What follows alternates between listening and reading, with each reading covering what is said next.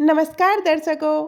रामायण में रावण और मारीच संवाद के माध्यम से हमें ये देखने को मिलता है कि रावण को उसके सगे संबंधी पहले ही सीता हरण करने को मना कर रहे थे, किंतु रावण अपने अहंकार में इतना चूर था कि उसे किसी की भी नहीं सुननी थी। उसे केवल उन लोगों की ही बात पसंद आती थी जो उसकी चातुकारिता करते थे या उसकी हाँ में हाँ मिलाते थे।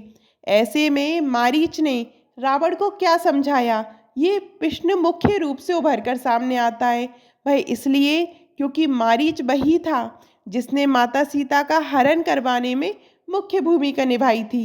अब जब मारीच सीता हरण के विरुद्ध था, तो क्यों वह इस षड्यंत्र में रावण के साथ मिल गया था?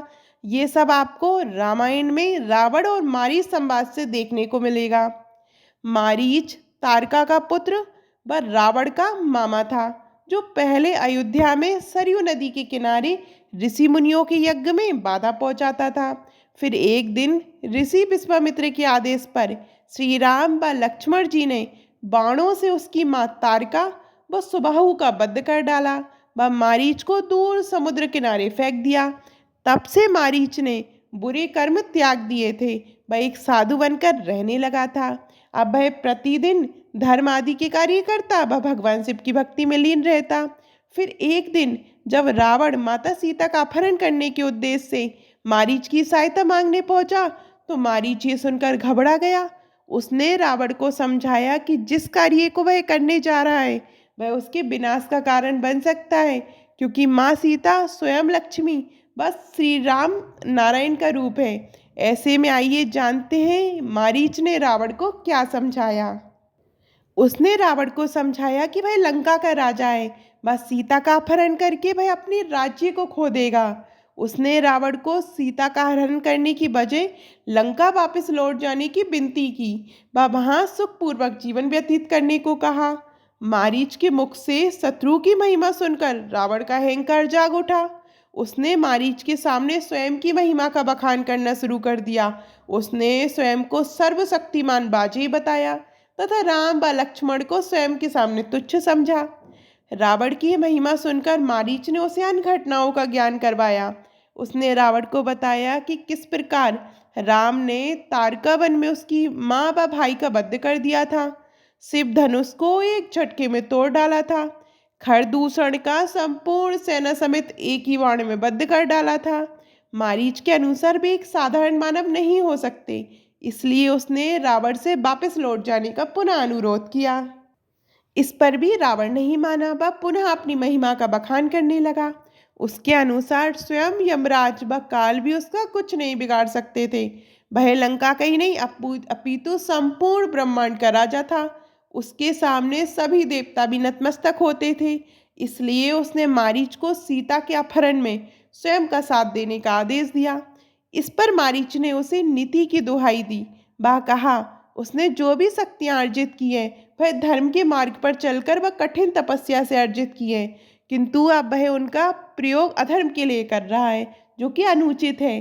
साथ ही किसी पराई स्त्री के विवाहित होते हुए उसे उसकी इच्छा के विरुद्ध उठाना, ये तो नीति संगत नहीं था।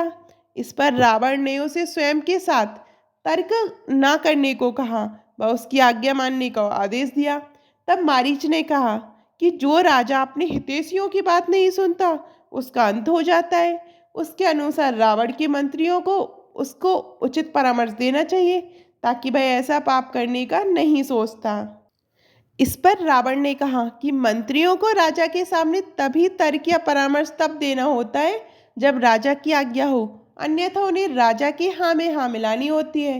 मंत्री को राजा के सामने हमेशा हाथ जोड़कर खड़ा होना चाहिए व राजा को हर बात विनम्रता के साथ कहनी चाहिए। राजा को अपने हित व अहित का सोचने का पूरा अधिकार है। मंत्रियों को राजा के सामने केवल वही बात कहनी चाहिए जो राजा को पसंद हो। इस पर मारीच रावण को शास्त्रों की दुहाई देता है। वह समझाता है कि राजा की प्रशंसा करने वाले तो सब जगह होते हैं, इसलिए एक राजा को अपने पास ऐसे मंत्रियों को रखना चाहिए जो बिना डरे राजा को सत्य का ज्ञान करवा सके, अन्यथा उसका विनाश हो जाता है। उसने रावण को कहा कि जो मंत्री राजा को कटु व सत्य वचन कहने का साहस रखता हो, वही सच्चा मंत्री व राजा का हितैषी होता है। ये बात सुनकर व मारीच के लगातार तर्क करते रहने से रावण को अत्यधिक क्रोध आ जाता है। इसलिए उसने मारीच को चेतावनी दी कि यदि वह उसकी सहायता नहीं करेगा तो वह उसी समय उसकी हत्या कर देगा।